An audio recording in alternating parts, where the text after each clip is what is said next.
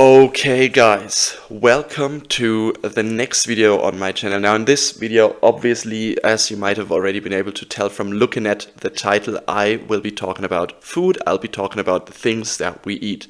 Now I'm doing this in order to continue the mini-series that I've started 2 videos ago, in which I basically talk about things that we can replace our bad habits with, things that will eventually help us to become better, to feel better, to become happier, to become healthier, to become more productive, more focused, more stronger, whatever, you name it. These things just work because they are absolute basics.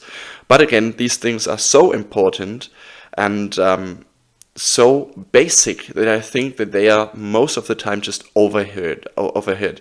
We don't pay enough attention to these things, and that's why I am bringing them up again and again and again in order to just get our brains into it again. Now, before I go deep into this, I want to make one thing very, very clear, and that is I am not a nutritionist. I'm not a scientist, right? I don't work in any of the nutrition areas and stuff like that, but of course, everything that I say here in this video is based on research that I have done, and this research is obviously based on scientific facts. It's not like I'm pulling things out of thin air here. I'm not making things up. This is just either it's common sense or it's science-based research, and most of the time I just think it's basically me giving you what I have found in my research, but putting it into easier words, basically just bro science, right? So again, I'm not a nutritionist, but on the other hand, I'm also not making stuff up. So this is based on research that is based, again, on scientific methods, on scientific findings. I will not make anything up here. Okay, so why is food a matter? Why does food matter anyhow? Like, why do I talk about it? Well, it's pretty much the same thing with sleep and sports too. It's so basic that we forget to talk about it, right? It has become part of our day, and of course it will forever remain a part of our day. That is just integral, and we can't think of our day without it.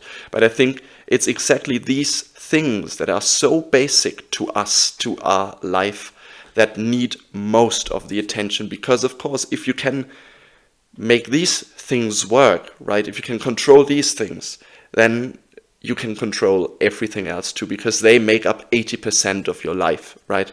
And food definitely is one of them, because without food, obviously none of us would function. We would not survive. So food is important. Now, there's food that we can eat, and there's food that we should eat, and there's food that we should not eat. Now, most of the time, the food that we should not eat is also part of the food that we can eat.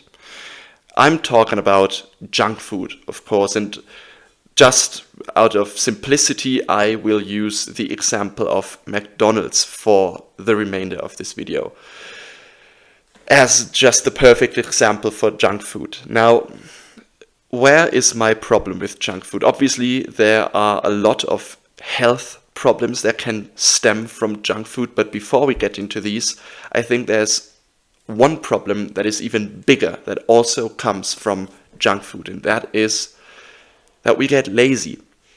We eat junk food not because we enjoy it, we eat junk food because it's fucking convenient. It's just easy for us to drive to a McDonald's and order something, and like half a minute later, you've got it on your plate. Or a minute later, 5 minutes later, you've got it. You've got what you ordered, and then you sit there and you eat it, and you just shove it in your mouth, and then it digests. So it's very fucking easy to consume junk food. You don't have to spend that much time to think about what you're going to eat. You just go there, you order it, and boom, you get it, and then you eat it. And I think that this destroys the most important part of eating. The most important part of eating in our everyday life is that we lose a connection to the food that we consume. We no longer take time to think about what we are going to eat. We no longer take time to plan what we are going to eat. If we consume junk food, if we consume fast food, we just go there and we order it and we eat it. So in essence, we lose the most basic connection to our food that we can have, and that would be actually having to sit there and think about what you're going to eat, then buying the food, then preparing it, then cooking it, and then you eat it. Now, why don't we do this as often as going out and getting something to eat? Well, because it's, again, incredibly convenient. It's just easy to go to a fast food restaurant. In general, it's easy to go to a restaurant and just order what you want to have, because, again, you don't have to spend time and energy into creating what you will have on your plate. And this, in my opinion, is, in my view, that is the biggest issue that I have with going out and eating with, of course, in general, with junk food. Now, I'm not going to sit here and tell you not to go eat out. Of course, you can eat and go with your friends and enjoy a nice evening and have a nice dinner and all of that. I'm not saying that you shouldn't do it. I'm just saying that the problem is that I think we are losing the connection to the food that we consume, because it's incredibly easy. And there we have the same thing with sleep, with sports and everything else in life. We can choose between either instant gratification and delayed gratification. Instant gratification, just as it says in the word, gives you what you want, gives you pleasure instantly, gives you a reward instantly. Now, when you go and get junk food, you will get that reward like within a matter of minutes, right? That's instant gratification. But if you were to plan what you want to eat, and then you go and buy it, and then you cook it, and only then you can eat it, that is delayed gratification, because now you actually have to spend time before consuming food with the said food. And it again boils down to the same principles, right? We have to choose between instant and delayed gratification. Now, of course, you can go for instant gratification because it's easy, but let's be honest here, guys. First of all, if you don't know how to cook, you're doing something wrong. Just get your ass off the couch, whatever, where you're sitting right now, and go and learn how to cook. Like, it's unacceptable. If you're a man, you can't cook, then something's wrong with you, because obviously you have to somehow survive in this world. You will not always have a partner that can cook for you. You will not always have your parents to cook for you. You got to stand up for yourself, man. So go and learn how to cook. If you can't do that, that should be your first concern. Learn how to cook. Now, where was I? Yeah, so that's basically delayed gratification, right? Cooking is delayed gratification. Let's be honest, that's what I wanted to get at. Once you have done something like that, right? Once you have sat down and thought about, oh, what will I eat? And then you just do all of the steps and then you eat it. I think we can all agree to the fact that the food just tastes absolutely amazing because you have made it yourself. You are rewarding yourself for an action that you have taken, for work that you have put in. Now, if you go and order food, you do not put in any fucking work whatsoever. You just go there, you're hungry, you get the food, you shove it in, and that's it.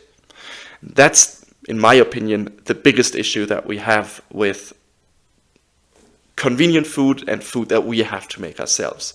Because again, in my opinion, food that you make yourself just tastes way, way better than food that you get when going out. Now, of course, I'm not saying that going to a nice restaurant, definitely the food there will taste amazing, no doubt.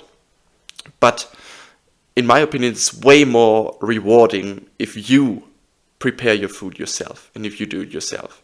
So again, I'm not talking about not going out and eating, but if it's the majority of your time that you spend going out to eat, I understand why you're doing it, but on the other hand, I don't respect it that much, because again, you will not always be able to go out and get food. There will be times that you just won't have time to do that, or where you won't have friends to enjoy food with. So prepare yourself for these times, learn how to cook. Now, aside from the psychological effects, there of course are also physical effects that just eating junk food can have on you.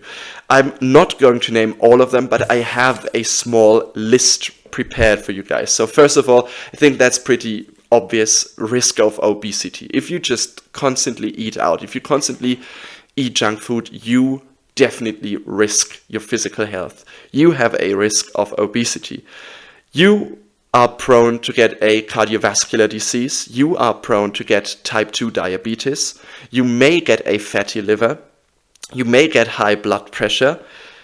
Interestingly enough, you may also get depression from eating junk food.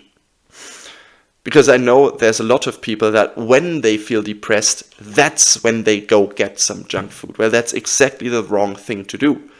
It's exactly the wrong thing to do, because it will feed into your system of instant gratification, short spikes of dopamine that just get you fucking nowhere. And to me, the most interesting points were, first of all, you might experience bad sexual performance. So guys, if you experience something like that, right? If you have experienced bad sexual performance over and over again, try checking what you eat. Maybe you are eating the wrong food. Maybe you are eating out too much. Maybe you are getting too much junk food into your system. Maybe that's one thing. And the other point that I found most interesting is that when you eat junk food, this can reduce your testosterone levels by up to 25% in an hour after consumption. So, to say that again, if you eat junk food, your testosterone levels can drop up to 25% an hour after consumption. So you are actively harming your hormone levels by eating junk food. Now again, this should be common sense, but I think it's important to just talk about it again. Now, what can you replace junk food with? I am not going to go too deep into that, because I feel like there is need for a better research video on that. I think there's need for a video that truly covers a good and nutritious diet. So I'll just give you the absolute pure utter basics. First of all, replace your junk food with good food. Replace your junk food with good, healthy, nutritious, protein-rich food, and just make sure that you have a balanced diet. Now, if you have no clue whatsoever on what a basic and balanced, good, healthy diet is, then Google it. Then just open your fucking laptop, whatever, Google it on your phone, whatever, just make sure that you find out about it, because there are hundreds, if not thousands, of videos and posts and essays out there on how to eat a healthy, well-balanced, good diet. So there's literally no excuse for you not doing it. And there's one thing that I want to touch on real quick, which I find incredibly important, because it's left out so many times. You have to drink water, and you have to drink a lot of it, right? So if someone tells you, yeah, you should drink 2 liters a day, they don't mean 1 liter of water and 1 liter of Coca-Cola and energy drinks and tea or coffee. They literally mean 2 liters of water. Now, if you're doing sports, you will notice that you will be thirsty. You will be thirsty most of the time, and that's because your body just needs water. Now, if you then proceed to give your body anything but water, it will have a negative effect on your body. If we're talking about drinking, then you have to think about drinking water. We are talking about water. And I personally think that you should drink at least the absolute bare minimum for you should be 2 liters of water a day. And don't tell me you can't do it. If you can't do it, you're probably just feeding your body something else that is a liquid, but it's not water. So don't come here with this bullshit. It's you, it's up to you, you have to make the decision. And if I can drink up to 4 liters of water a day, which I usually do, you can easily drink 2 liters of water every day. So that's the final point, drink water.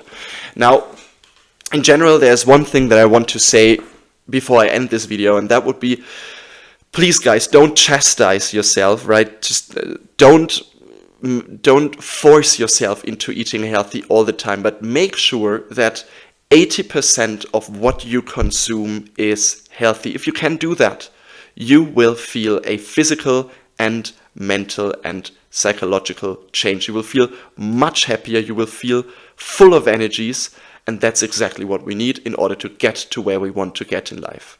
Okay guys, that's that for this video. See you in the next one.